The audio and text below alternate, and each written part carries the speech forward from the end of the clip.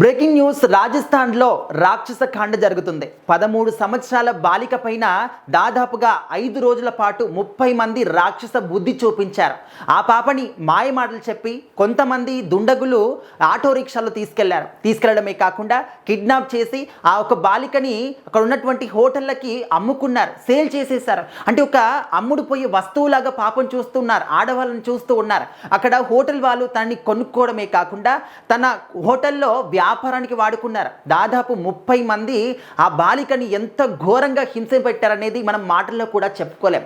ఆ బాలిక hospital bed పైన చెప్తున్నటువంటి విస్తుపోయే నిజాలు విన్న తర్వాత ప్రతి ఒక్కరి మైండ్ కూడా బ్లాంక్ అయిపోతుంది. అరే, సమాజంలో ఇలాంటి వ్యక్తులు కూడా ఉన్నారా, ఇలాంటి మనుషులు కూడా ఉన్నారా, ఇలాంటి క్రూరమైన జంతువులు కూడా సమాజంలో ఉంటున్నాయా, అసలు వాళ్ళు మనుషులే కాదు జంతువుల కడ హీనం అని చెప్పేసి కూడా జనాలందరూ కూడా భావిస్తూ ఉన్నారు. ఆ హాస్పిటల్ బెడ్ పైన పాప చెప్తున్నటువంటి మాటలు వింటే నేను చనిపోయిన తర్వాత నిజాలన్నీ కూడా బయటికి వస్తాయి, నేను చనిపోయిన తర్వాత ఒక పోలీస్ క్యారెక్టర్ కూడా బయటపడుతుంది అని చెప్పేసి చెప్తూ ఉన్నారు. క్లియర్గా తెలుస్తూ ఉంది. అంటే ఈ యొక్క నేరంలో, ఈ రాక్షస కాండలో ఒక పోలీస్ కూడా ఉన్నారనేది కూడా మనకు అర్థమవుతున్నటువంటి విషయం అన్నమాట. అంటే మన సమాజంలో చిన్న పిల్లలకు కావచ్చు, ఆడవాళ్ళకి ఏ మాత్రం కూడా రక్షణ లేనటువంటి సమాజంలో మనం బ్రతుకుతూ ఉన్నాం.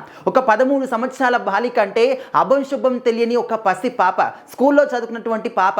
ఆ పాపను చూస్తే ఏ విధంగా చేయాలనిపిస్తుంది అనేది ఇంకా ఎవ్వరికి కూడా అర్థం కాని పరిస్థితి. ఇలాంటి వాళ్ళని అసలు ఏం చేస్తే మారుతారు జనాలు? రోజుకొక విషయం బయటకు వస్తూ ఉంది, రోజుకొక ఇన్సిడెంట్ బయటకు వస్తూ ఉంది, రోజుకొక పసిపాప బలైపోతూ ఉంది. మరి ఎన్ని చట్టాలు వచ్చినా, ఎన్ని న్యాయస్థానాలు ఏ రకంగా వాళ్ళకు శిక్షలు వేసినా కూడా, కఠిన కారాగార శిక్షలు వేసినా కూడా, ఆఖరికి మరణ శిక్షలు వేసినా కూడా ఇలాంటి వాళ్ళు రోజుకొకరు పుట్టుకొస్తూనే ఉన్నారు.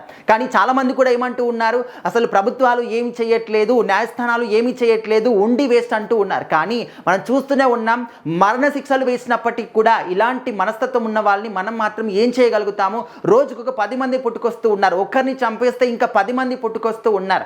అబ్బం శుభం తెలియని 13 సంవత్సరాల పసిపాపని 30 మంది ఇంత దారుణంగా రాక్షస బుద్ధి చూపించారు అంటే ఇంకా వాళ్ళని ఏమనాలి? వాళ్ళకు కన్నతల్లి ఉంటుంది, వాళ్ళకు భార్య ఉంటుంది, ఈవెన్ వాళ్ళకు కూతుర్లు కూడా ఉంటారు. సో మరి అలాంటి ఆ పసిపాపను చూసినప్పుడు వాళ్ళకున్నటువంటి పసిపాప గుర్తుకు రాలేదా అని చెప్పేసి అందరూ కూడా అసలు ఎంత బాధాకరమైన విషయం అంటే ఓన్లీ రాజస్థానే కాదు, దేశవ్యాప్తంగా కూడా కలకలం రేపుతున్నటువంటి విషయం ఇది. 13 సంవత్సరాల పాప అంటే అసలు దాన్ని మనం ఏ విధంగా ఊహించుకోగలుగుతున్నాము? వాళ్ళందరినీ కూడా అరెస్ట్ చేశారు.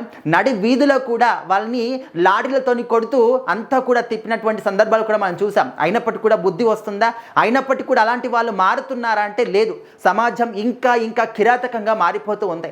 ఇలా అంటే రీసెంట్గా చూస్తూ ఉంటే ఇలాంటి సంఘటనలు ముఖ్యంగా నార్త్ సైడ్ నుంచి ఎక్కువగా మనం వింటూ ఉన్నాం. అంటే మధ్యప్రదేశ్ సైడ్ నుంచి కావచ్చు. సో అటు సైడ్ అసలు ఎందుకు ఈ విధంగా జనాలు తయారవుతున్నారు అనేది కూడా అర్థం. అంటే అంతటా కూడా జరగట్లేదని కాదు, కానీ ఈ మధ్య కాలంలో ఎక్కువగా నార్త్ సైడ్ నుంచి ఇలాంటి ఇన్సిడెంట్స్ మనం వింటూ ఉన్నాం. సో దయచేసి ఈ విధంగా ఎవ్వరు కూడా చేయకండి. మీకు అంత పైశాచికమైనటువంటి బుద్ధి ఉంటే మీరు పెళ్లిళ్ళు చేసుకుంటారు, మీకు కూడా వైఫ్లు ఉంటారు. ఈ విధంగా బయటపడి సమాజం పైన మృగాల్లాగా ఈ విధంగా పడి ఏడవడం కాకుండా మీరు కూడా పెళ్లిళ్ళు చేసుకుంటే మీ వైఫ్లు ఉంటారు. ఆ విధంగా పసిపాపలో ఉన్నటువంటి మీరు ఏ రకంగా ఆ విధంగా చూడగలుగుతున్నారు ఎవరికి కూడా అర్థం కాని పరిస్థితి. సో మరి పోలీస్ యంత్రాంగం కావచ్చు, న్యాయస్థానాలు కావచ్చు, ఏ విధంగా ఎన్ని చట్టాలు తీసుకొచ్చినా కూడా మన బుద్ధి మారినంత వరకు ఎవరు కూడా ఏమీ చేయలేని పరిస్థితి.